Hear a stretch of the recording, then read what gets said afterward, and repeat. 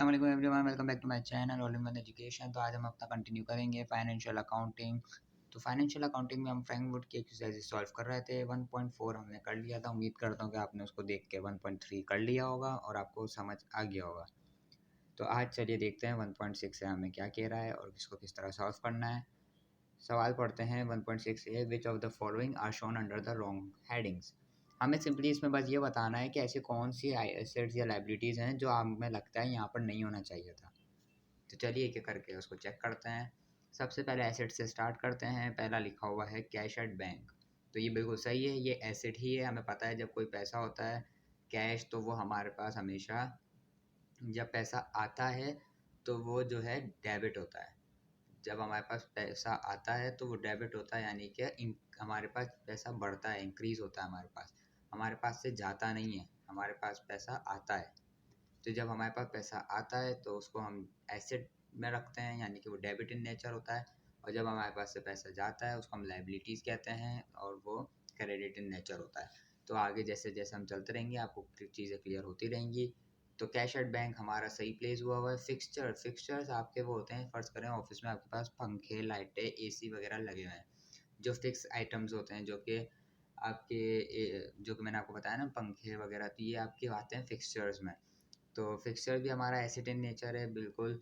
Creditors, अच्छा creditors जो है ये यहाँ पर नहीं होना चाहिए, बिकॉज क्रेडिटर होता है हमारे पास लाइबिलिटी। तो जब हम उसको पैसे चुकाते हैं तो हमारे पास से पैसे जा रहे होते हैं और उसके बदले में हमारी लाइबिलिटी कम हो रही होती। तो क्रेडिटर्स होता है क्रेडिट इन नेचर, तो इसको हम लिखेंगे लाइबिलिटीज़ के अंदर। तो ये हम इसको रॉन्ग प्लेसमेंट में डाल देते हैं कि ये गलत लिखा हुआ है। क्रेडिटर्स को हम दूसरा नाम अकाउंट्स पेबल भी बोल सकते हैं और डेप्टर्स का दूसरा नाम होता है accounts receivable.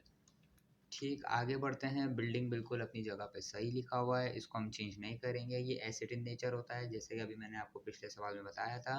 Premises, land, properties वगैरह ये जो होती हैं ये आपकी एसेट इन नेचर होती हैं। ठीक, इसके बाद होता है आपके पास stock of goods. Stock of goods भी आपका, किसी चीज़ का आपके पास स्टॉक पड़ा हुआ है बहुत सारा, तो ये भी आपका एसेट होता है, चीज़ होती है बेसिकली। ठीक, क्योंकि जब आप उसको बेचोगे तो आपके उसके बदले आपके पास पैसे आएंगे, तो पैसे आएंगे तो वो एसेट होगा, एसेट इन नेचर है, डेबिट इन नेचर है, सॉरी। डेप्टर्स हमारा बिल्कुल सही लिखा हुआ है। डेप्टर्स हमारा एसेट इन नेचर होता है, बिकॉज सामने वाला हमें पैसे चुकाता है। कैपिटल ये गलत प्लेस हुआ है। कैपिटल तो आपको पता है वो ना एसेट में आता है ना लाइबिलिटीज़ में आता है, वो तो एक अलग ही कॉन्सेप्ट है। कैपिटल तो वो पैसा है जो आप बिजनेस में लगाते हो, तो ये तो एक अलग ही कैटेगरी है, बिल्कुल दोनों से ही बाहर।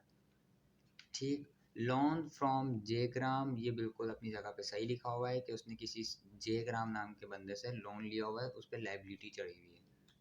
अच्छा, मशीनरी हमारी जो है एसिड इन नेचर होती है, तो ये यहाँ पे गलत प्लेस हुई है।